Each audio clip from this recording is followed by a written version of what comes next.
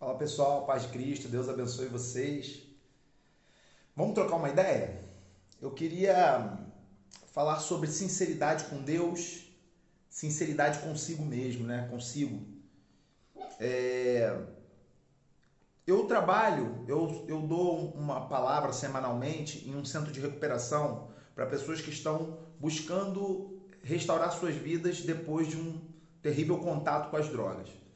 E uma das coisas que eu aprendi nesse tempo que eu tô lá é que toda vez que uma pessoa diz assim, vou levar alguém aí no centro de recuperação, e a pessoa não queria vir, mas alguém chegou, vamos, eu vou te levar para o centro de recuperação, vamos, eu vou te levar. Aí a pessoa, tá bom, vamos. Aí a pessoa vai lá, a pessoa fica 1, 2 dias e mete o pé.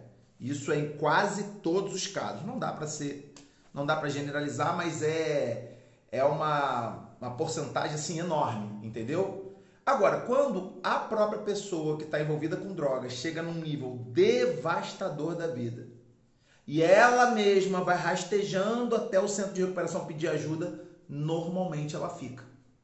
Normalmente ela segue o programa, o processo de recuperação. Porque quando você arrasta uma pessoa, ela não entendeu que precisava de ajuda. Ela não entendeu que a vida dela estava uma desgraça. E enquanto a pessoa não abomina a sua realidade, ela não vai mudar. Enquanto a pessoa não abomina a sua realidade, ela não vai mudar. Eu lembro que eu li um livro muito bom, indico para todo mundo. Aliás, depois eu vou deixar aí o link, né, desse livro para quem quiser comprar. O Evangelho Maltrapilho de Brennan Manning. O Evangelho Maltrapilho de Brennan Manning. Esse Brennan Manning, ele participou de um grupo de alcoólicos anônimos, onde o líder era um cara que tinha métodos meio doidos. E ele fazia todo mundo que se sentava na roda confessar que era alcoólatra. Ou então ele mandava o cara embora. O cara chegou naquela roda ali do Alcoólicos Anônimos e falava assim, pô, fulano, tudo bem? Conta aí sua história. Aí o cara começava assim, eu não sei bem por que eu tô aqui, a minha esposa insistiu, eu vim para não ter problema, mas eu bebo socialmente. E aí ele pegou um cara desses, você bebe socialmente? Então calma aí. Botou uma caixa de som no meio da roda, daquelas pessoas dos Alcoólicos Anônimos, e botou o telefone plugado, o telefone com áudio plugado no som, e ligou do meio da reunião para todo mundo ouvir, ligou para a esposa do cara.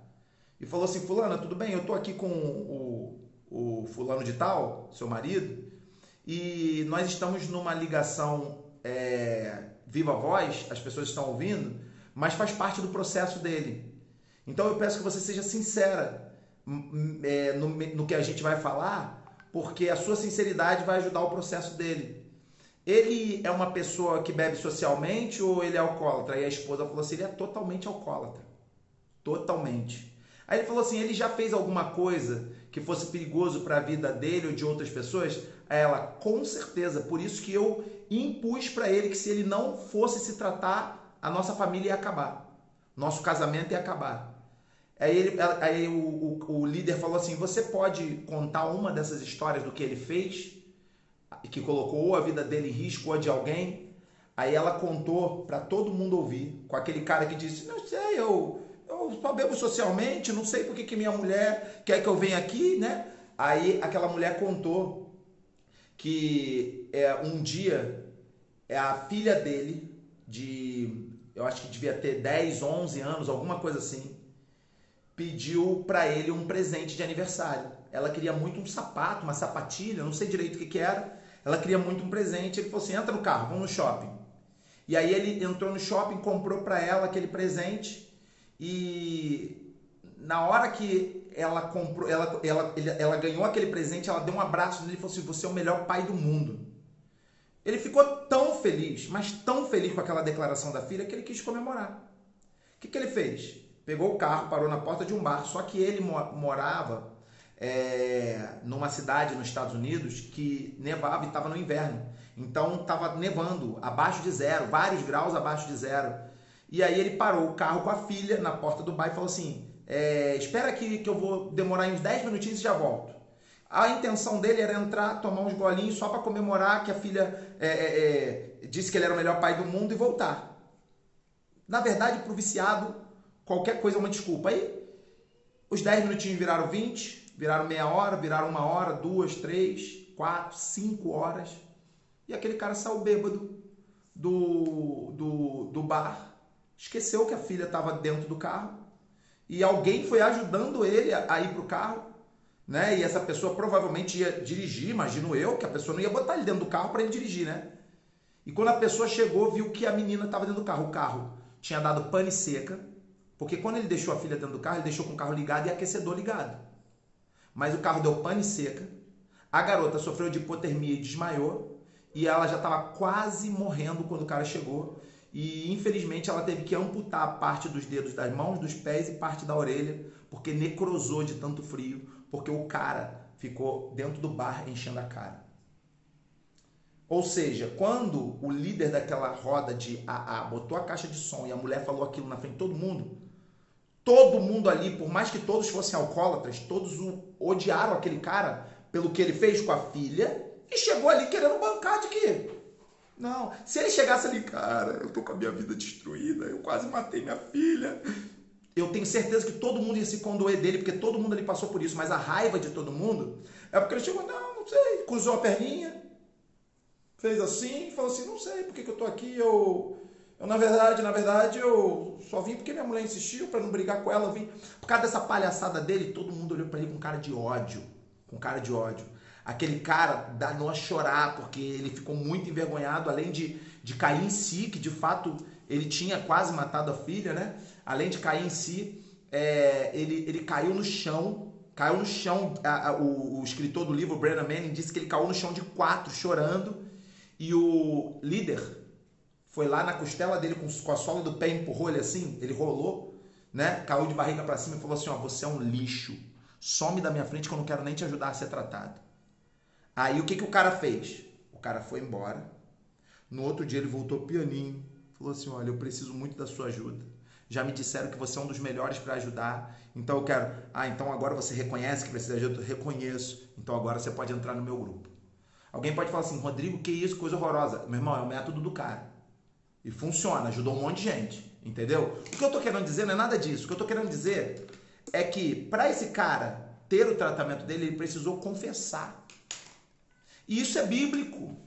O Salmo 32 ele fala sobre isso. Enquanto eu escondi o meu mal, enquanto eu escondi o meu pecado, enquanto eu escondi o que não estava dando certo, enquanto eu escondi, meus ossos adoeceram. A minha vida atrofiou, a minha vida adoeceu. Tem outro versículo bíblico que diz, aquele que confessa os seus pecados e deixa alcançará a misericórdia.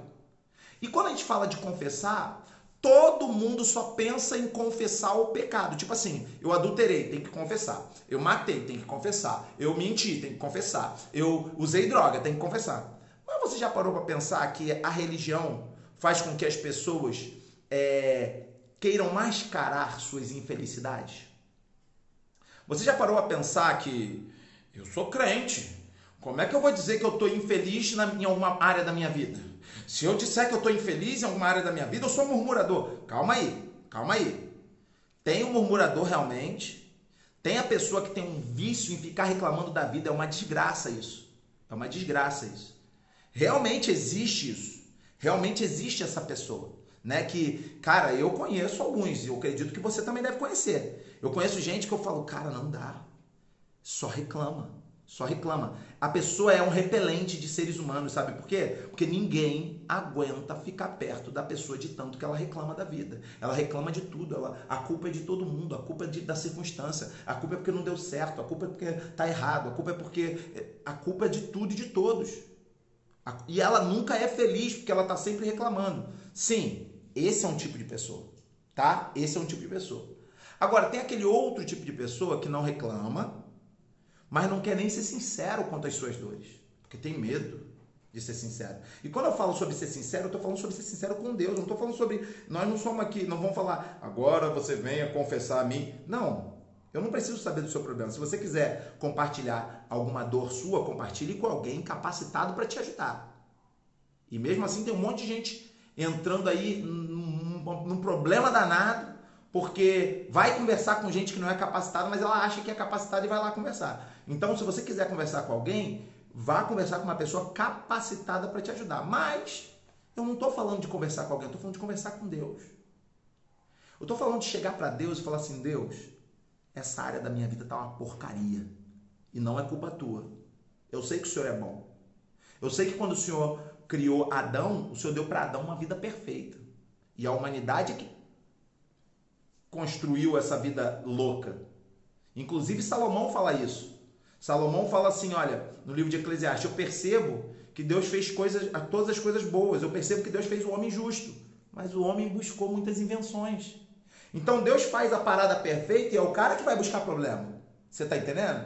Então eu posso chegar para Deus e ser sincero com Deus. E sincero comigo. Porque enquanto eu mentir para mim, não, tá tranquilo. Não, dá para desenrolar. Não, dá para administrar. Não. Você sabe que é assim que os casamentos acabam? Eu sou do Corpo de Bombeiros. E a gente aprende que existem vários tipos de incêndio. Todo incêndio, ele começa com algo chamado princípio de incêndio. O princípio de incêndio, normalmente, é algo tão ridículo que você poderia, com um extintor, se não for uma parte elétrica, com um balde d'água, você poderia acabar. Mas o que acontece? Normalmente, o incêndio que vira um incêndio horroroso, um incêndio monstruoso, certo? Um incêndio incontrolável que precisa de várias viaturas, vários quartéis para controlar. Normalmente, esse incêndio começou com um incêndio ridículo. Começou com um foguinho, às vezes é uma vela que caiu, às vezes é um curto que deu, é um negocinho mínimo. Você está entendendo? Mas que a parada vai crescendo, porque ninguém vai ali combater aquele incêndio, então vai crescendo. Quando se dão conta, o fogo já destruiu tudo. Assim são os problemas no casamento, por exemplo. Eu conheço N casais, muito, não são poucos, que quando chegam para conversar é porque a parada já desandou toda. Dificilmente, eu até já tive alguns casais que chegaram a comentar comigo alguma coisa no princípio do problema, mas é raro. Normalmente, a pessoa tem um problema e joga o problema para baixo do tapete. Aí o que acontece? Surge um outro problema, surgiu outro problema, surgiu outro problema, e os problemas vão se acumulando, se aglomerando, e a pessoa banca de que o casamento está bem, banca de que a vida está feliz, de que está tudo certo, de que não tem problema nenhum. Por quê? Porque ela não é sincera nem consigo e nem com Deus. Eu não estou falando que você tem que expor sua vida. Eu não estou falando que você tem que sair por aí contando seus problemas. Ó, meu casamento está ruim, gente. Não. Eu estou falando que você tem que ser sincero consigo e com Deus. Você vai chegar e vai falar assim, Deus, eu não sei exatamente onde eu errei, mas o meu casamento está uma porcaria. Senhor, eu não sei exatamente qual foi o erro que eu cometi. Eu preciso entender melhor. Eu preciso entender onde eu caí. Mas minha vida financeira está uma desgraça. Senhor, eu não sei exatamente o que está acontecendo, mas minha vida espiritual foi para a cucuia. Você está entendendo? Eu não sei mais o que fazer, porque eu não tenho sequer vontade de orar. Eu estou aqui agora falando com o Senhor porque deu na telha. Você está entendendo? Mas pelo menos você vai ser sincero com Ele. Como que você pode querer não ser sincero com aquele que é a verdade? Eu cansei de chegar várias vezes para Deus. É claro que uma hora a gente também tem que amadurecer e avançar. Não dá para ficar assim a vida toda. Mas eu cansei de falar para Deus assim, Senhor, estou com um problema. Sabe aquele pecado assim que eu já cometi várias vezes? Estou com vontade de cometer de novo. E eu estou jogando limpo para o Senhor porque essa desgraça eu ainda não consegui vencer. Essa desgraça eu ainda não consegui acertar na minha vida. Mas eu não quero isso para mim. Mas eu estou dizendo para o Senhor que eu estou com vontade de ir fazer. E se o Senhor, sei lá, não fizer alguma doideira, eu vou fazer. Tinha vezes, pior, cara, que tinha vezes que Deus fazia alguma coisa acontecer e eu ainda assim passava por cima e ia fazer o erro, cometer o erro. Né? Tinha vezes que, sei lá, acontecia alguma coisa que tu via, cara, não vai lá não. Alguma coisa dava errado e mesmo assim eu ainda queria ir. Ou seja, se hoje eu posso estar aqui te ajudando e compartilhando alguma coisa com você, é porque eu acho que o que mudou minha história foi a sinceridade. O que está mudando, né? Nossa vida ainda está em processo, nossa vida ainda está em construção. Mas o que está mudando está sendo a sinceridade. E o que eu queria deixar hoje para você? Seja sincero consigo. Seja sincero com Deus. Declare abertamente para você e para Deus como está. Só não aceite que fique como está. Só não aceite que permaneça na mediocridade. Só não aceite que, isso é normal, é assim mesmo, né? A vida no mundo tereis aflições, né? Então é assim mesmo. Não, todo mundo só gosta desse texto. Por que todo mundo só quer esse texto? As pessoas não se dão nem ao trabalho de completar o texto. Porque o texto diz, no mundo tereis aflições, Jesus falando, mas tenha um bom ânimo, eu venci o mundo. Jesus está dizendo assim, cara, se eu venci, eu estou mostrando para você que você pode vencer. Porque eu vim como homem e venci. Você não está aí também como homem? Então vença. Você está entendendo? Mas tudo começa com uma entrega sincera. Tudo começa com jogar as cartas na mesa. Tudo começa com rasgar o coração. Tudo começa com ser sincero com Deus e sincero consigo. Seja sincero com você mesmo. A Bíblia diz, examine-se, pois, o homem a si mesmo. Então avalie a sua vida, pede para o Espírito Santo te ajudar e veja se de fato você não está com a vida capenga em alguma área. E essa área que tiver capenga, não tente bancar de algo diferente, não. Não estou falando, repito, para você sair expondo sua vida. Não é isso. Não é isso, pelo amor de Deus. Só estou dizendo assim, não coma ovo e arrote caviar. Entendeu? Não coma ovo e arrote caviar. Porque isso não funciona no reino de Deus. Mas se no meio da sua luta, da sua guerra, você for sincero com Deus, sincero consigo, e ainda assim Deus te chamar para ajudar os irmãos, ajude os irmãos na sua humildade. Ajude os irmãos na paciência, sabendo que assim como você está passando por esse processo, eles também estão. E Deus vai abençoar a vida de vocês. Mas a dica de hoje é, seja sincero consigo. Seja sincero com Deus, isso vai mudar a sua vida. Isso vai te encaminhar para uma vida nova na presença de Deus. A sinceridade vai expor à luz o que estava em trevas. E quando vem a luz te mostra o que fazer, que decisão tomar, como sair dessa situação, o que você deve parar, como que você deve equilibrar sua mente, seu espírito, sua alma, seu corpo, sua saúde, suas finanças, seus relacionamentos. O Espírito de Deus vai te ajudar. É óbvio que tem muito do você fazer. Não esqueça isso. Mas o Espírito de Deus vai te ajudar. Amém? Que Deus te abençoe, que Deus te fortaleça, em nome de Jesus. Seja sincero com Deus. Seja sincero consigo e as coisas vão mudar em nome de Jesus.